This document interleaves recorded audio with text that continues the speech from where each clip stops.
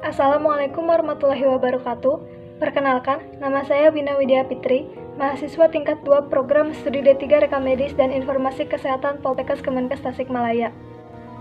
Video ini dibuat untuk memenuhi salah satu tugas praktik klinik 2. Pada praktik klinik 2 ini, saya ditempatkan di Puskesmas Taman Sari. Kompetensi yang akan saya bahas pada kesempatan kali ini adalah yang pertama, mengidentifikasi formulir yang digunakan di Puskesmas. Yang kedua, mengidentifikasi buku register dan sensus harian yang ada di Puskesmas. Yang ketiga, mengidentifikasi data dasar pelayanan yang ada di Puskesmas. Dan yang keempat, menganalisis formulir yang digunakan di Puskesmas sesuai dengan prinsip desain formulir. Untuk kompetensi yang pertama adalah mengidentifikasi formulir yang ada di Puskesmas. Di Puskesmas Taman Sari, formulir terbagi menjadi 3, ada formulir rawat jalan, formulir rawat inap, dan juga formulir gawat darurat. Yang pertama adalah formulir rawat jalan, meliputi formulir rekam medis, surat keterangan sakit, surat keterangan dokter, surat pengantar rujukan dan resu medis, formulir permintaan pemeriksaan laboratorium, dan inform consent atau inform choice rujukan. Yang kedua adalah formulir rawat inap, meliputi surat keterangan dirawat, persetujuan umum, asesmen awal pasien rawat inap, catatan asupan makanan pasien rawat inap, catatan pengobatan, rekonsiliasi obat pasien rawat inap, catatan perkembangan pasien terintegrasi, catatan informasi edukasi terintegrasi pasien keluarga, discharge planning, resum medis, surveillance infeksi, ringkasan masuk dan keluar, dan sebab kematian. Untuk formulir gawat darurat, meliputi rekam medis gawat darurat pasien masuk dan rekam medis gawat darurat triage. Untuk formulir elektronik, di Puskesmas Taman Sari masih menggunakan formulir manual. Untuk kompetensi yang kedua adalah mengidentifikasi buku register dan sensus harian di Puskesmas. Buku register di Puskesmas Taman Sari terbagi menjadi 2, ada buku register manual dan juga elektronik. Untuk buku register elektronik menggunakan Microsoft Excel.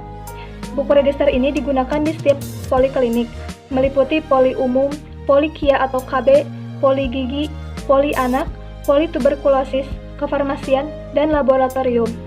Untuk buku register manual digunakan di ruang gawat darurat dan ruang tindakan. Ini merupakan contoh buku register elektronik dan ini merupakan contoh buku register manual. Buku register merupakan instrumen pencatatan yang berisi rekapitulasi daftar identitas dan hasil kegiatan terhadap sejumlah sasaran.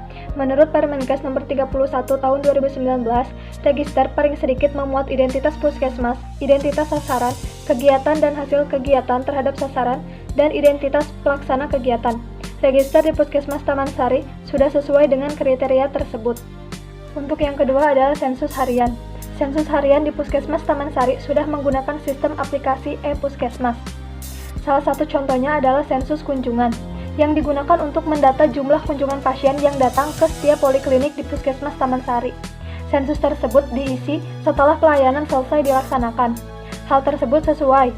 Menurut teori, sensus biasanya dilakukan pada waktu tengah malam atau kapan saja sepanjang waktunya konsisten pada setiap unit. Ini merupakan contoh sensus harian di Puskesmas Taman Sari. Untuk kompetensi yang ketiga adalah mengidentifikasi data dasar di Puskesmas. Di Puskesmas Taman Sari, formulir yang digunakan telah mengacu pada Peraturan Menteri Kesehatan Nomor 269 Tahun 2008. Pada bab 2 tentang jenis dan isi rekam medis dijelaskan pada pasal 3. Isi rekam medis untuk pasien rawat jalan pada sarana pelayanan kesehatan sekurang-kurangnya memuat identitas pasien, tanggal dan waktu, hasil anamnesis mencakup sekurang-kurangnya keluhan dan riwayat penyakit, hasil pemeriksaan fisik dan penunjang medis, diagnosis, rencana penata laksanaan, pengobatan dan atau tindakan, pelayanan lain yang telah diberikan kepada pasien. Untuk pasien kasus gigi dilengkapi dengan odontogram klinik, persetujuan tindakan bila diperlukan. Ini merupakan salah satu contoh formulir rawat jalan di Puskesmas Taman Sari. Untuk yang kedua adalah isi rekam medis rawat inap. Isi rekam medis untuk rawat inap pada sarana pelayanan kesehatan sekurang-kurangnya memuat identitas pasien, tanggal dan waktu, hasil anamnesis, hasil pemeriksaan fisik dan penunjang medis, diagnosis, rencana penata laksanaan, pengobatan dan atau tindakan, persetujuan tindakan bila diperlukan, catatan observasi klinis dan hasil pengobatan, ringkasan riwayat pulang atau discharge summary, nama dan tanda tangan dokter, dokter gigi atau tenaga kesehatan tertentu yang memberi pelayanan kesehatan, pelayanan lain yang dilakukan oleh tenaga kesehatan tertentu, dan untuk pasien kasus gigi dilengkapi dengan odontogram klinik. Ini merupakan salah satu contoh formulir rawat inap di Puskesmas Taman Sari. Untuk yang ketiga adalah formulir rekam medis gawat darurat. Isi rekam medis untuk pasien gawat darurat pada sarana pelayanan kesehatan sekurang-kurangnya memuat identitas pasien, kondisi saat pasien tiba di sarana pelayanan kesehatan, identitas pengantar pasien, tanggal dan waktu, hasil anamnesis, mencakup sekurang-kurangnya keluhan dan riwayat penyakit, hasil pemeriksaan fisik dan penunjang medis, diagnosis, pengobatan dan atau tindakan, ringkasan kondisi pasien sebelum meninggalkan unit gawat darurat dan rencana penata laksanaan, nama dan tanda tangan dokter, dokter gigi atau tenaga kesehatan tertentu yang memberikan pelayanan kepada pasien, sarana transportasi yang digunakan bagi pasien yang akan dipindahkan ke sarana pelayanan kesehatan lain, serta pelayanan lain yang telah diberikan kepada pasien.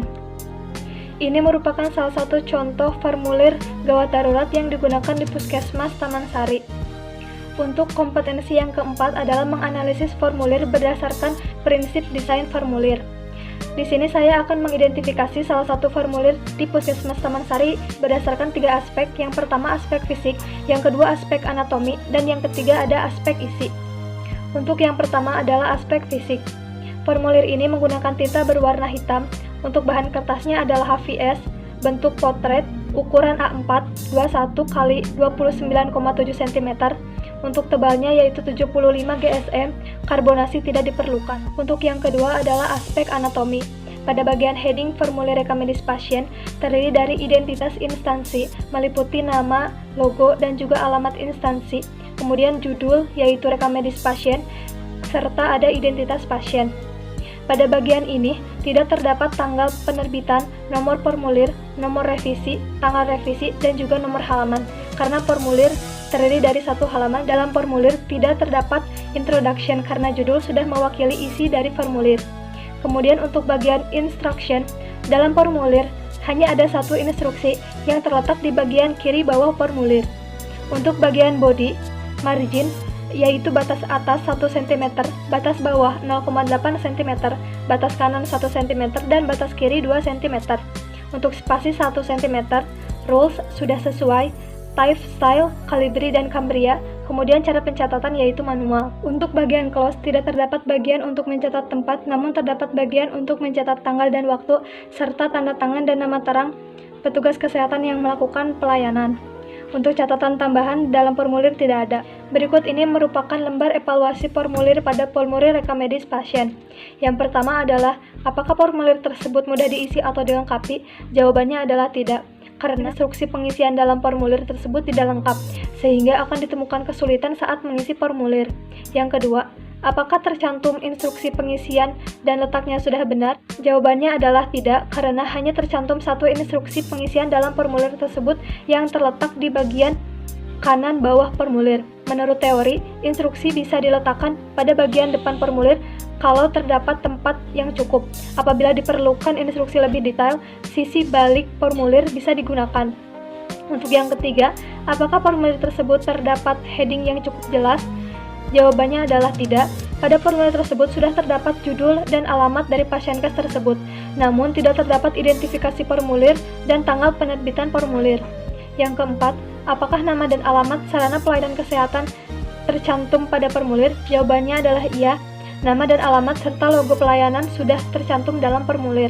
Untuk yang kelima, apakah terdapat barcoding dalam formulir? Tidak terdapat barcode dalam formulir tersebut. Barcode digunakan untuk menampilkan nama dan nomor rekam medis serta informasi lain mengenai pasien. Yang kedelapan, apakah data pribadi dan alamat serta informasi lain yang terkait satu dengan yang lainnya dikelompokkan menjadi satu kesatuan? Jawabannya adalah iya. Yang kesembilan, apakah formulir menggunakan ukuran yang standar? Jawabannya adalah iya.